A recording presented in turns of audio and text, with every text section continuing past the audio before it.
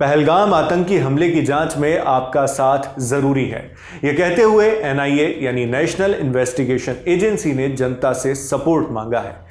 22 अप्रैल को जम्मू कश्मीर के पहलगाम में हुए आतंकी हमले जिसमें 26 लोगों की जान गई, उसकी जांच कर रही है राष्ट्रीय जांच एजेंसी यानी एनआईए।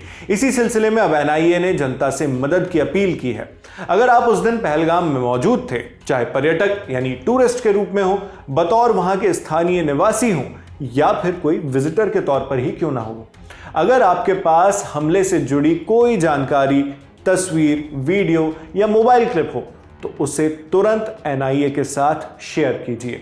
आपकी दी गई छोटी से छोटी जानकारी भी जांच के लिए बेहद अहम हो सकती है। कई बार किसी चश्मदीद यानी आई विटनेस के पास ऐसा कुछ होता है जो अब तक सामने नहीं आया होता, जैसे हमलावरों की पहचान, उनका रास्ता, इस्तेमाल किया गया हथियार या कोई बातचीत, कोई भी चीज, सब कुछ जांच के लिए अहम है। एनआईए की टीम्स फिलहाल पहलगाम में ही मौजूद हैं, मौके की जांच कर रही हैं और गवाहों से बात कर रही हैं। लेकिन अभी और सुरागों की जरूरत है ताकि हमलावरों की पहचान की जा सके और उनके नेटवर्क को तोड़ा जा सके। इसलिए भारत के सभी आमजन से एनआईए ने यह अपील की है, आपका कोई भी वीडियो, ऑडियो या फुटेज इस केस को हल करने में बड़ी भूमिका निभा सकता है। और हां, एनआईए ने यकीन दिलाया है कि आपकी पहचान पूरी तरह गुप्त यानी कॉन्फिडेंशियल रखी जाएगी। एनआईए से संपर्क करने के लिए यह हेल्पलाइन नंबर जारी किए गए हैं। मोबाइल नंबर 9654958816 और लैंडलाइन नंबर 01124368800। मैं एक बार और ये आपको नंबर हिंदी में पढ़कर बता देता हूं, 9654958816 और लैंडलाइन नंबर है 01124368800। ये नंबर्स इस वक्त आपकी स्क्रीन पर फ्लैश भी हो रहे होंगे। ये हेल्पलाइन नंबर्स तब जारी किए गए हैं जब बुधवार 7 मई 2025 को भारतीय सेना ने ऑपरेशन सिंदूर के तहत पाकिस्तान और पाकिस्तान ऑक्यूपाइड जम्मू कश्मीर यानी पीओजेके में मौजूद आतंकी ठिकानों को निशाना बनाकर हमले किए, टारगेटेड एयर स्ट्राइक्स। भारत के विदेश सचिव विक्रम मिस्री ने बताया कि पाकिस्तान और पीओजेके में कुल 9 टारगेट्स को निशाना बनाया गया, 4 पाकिस्तान में और 5 पीओजेके में। उन्होंने कहा कि यह हमला सोच समझकर संतुलित तरीके से किए गए हैं, जो किसी भी तरह की बढ़त या जंग की ओर कदम नहीं है, यानी जंग के लिए उकसाने वाले नेचर के नहीं है। टारगेट सिर्फ आतंकियों के ठिकाने थे ताकि वो ढांचे तोड़े जाएं जिनका इस्तेमाल भारत में आतंकवादियों को भेजने के लिए होता है।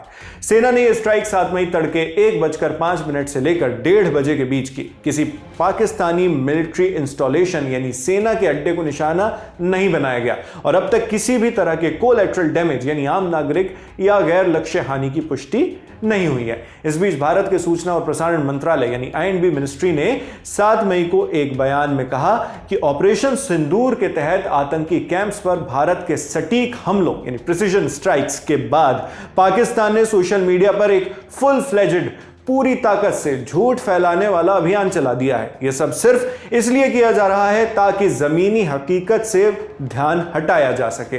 मंत्रालय ने कहा, pro Pakistani social media accounts और कुछ प्रभावशाली राजनीतिक चेहरे भी इस दुष्प्रचार में शामिल हैं, जो मनगढ़ंत कहानियां बना रहे हैं जैसे कि पाकिस्तान ने कोई जंग जीत ली हो या जबरदस्त जवाब दिया हो, लेकिन जमीन पर ऐसी कोई चीज नहीं हुई। ये सब सिर्फ झूठ और दुष्प्रचार है। विपक्ष की कई पार्टियों ने भी ऑपरेशन सिंदूर के लिए भारतीय सुरक्षा बलों की सराहना की है। कांग्रेस नेता राहुल गांधी, लोकसभा में नेता विपक्ष भी हैं जो, और कांग्रेस अध्यक्ष मल्लिकार्जुन खड़गे ने मीडिया के सामने ऑपरेशन सिंदूर पर अपनी प्रतिक्रिया दी। इधर भारत और पाकिस्तान के बीच बढ़ते तनाव को देखते हुए कई देश दोनों से बातचीत कर रहे हैं, यानी दोनों देशों से। देश के अलग अलग हिस्सों में इस वक्त मॉक ड्रिल भी चल रही है। इस मामले पर फिलवक्त इतनी ही जानकारियां हैं। इसके अलावा ऑपरेशन सिंदूर से जुड़े जो भी अपडेट्स आ रहे हैं वो भी हम आप तक लगातार पहुंचा रहे हैं।